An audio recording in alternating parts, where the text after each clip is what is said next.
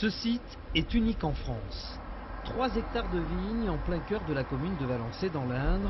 Il s'agit d'un clos exceptionnel par sa qualité et sa superficie, le clos de Valençay qui abrite les vignes du prince de Talleyrand. Célébré depuis 10 ans grâce au dévouement et au savoir-faire de Hubert Sanson, bien connu des amateurs de Bacchus. Il faut savoir que dans tout le siècle dernier, il y a eu une vigne ici, c'était la vigne du prince. On sait qu'il buvait du Bordeaux, mais peut-être que les autres personnages du château buvaient ce vin. Et donc une opportunité s'est trouvée en 1990 pour récupérer cette terre. Et c'est ce que nous avons fait, et donc nous avons renouvelé la vigne du prince de Talleyrand. Délaissées depuis quelques années, ces vignes retrouvées sont devenues un must de la région, appellation d'origine Valençay.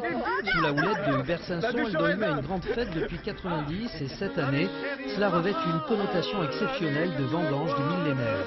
185 parrains, parmi des personnalités, possèdent un rang de 100 pieds. En tenue de ville ou en costume, les vendanges se font dans l'allégresse. Moi, je le trouve très bon d'abord parce qu'il est de Valençay, que j'aime Valençay, que je fais des spectacles depuis 20 ans ici et que j'adore Valençay. Je trouve que ces vignes, regardez, avec le château derrière et tout, c'est quelque chose de merveilleux.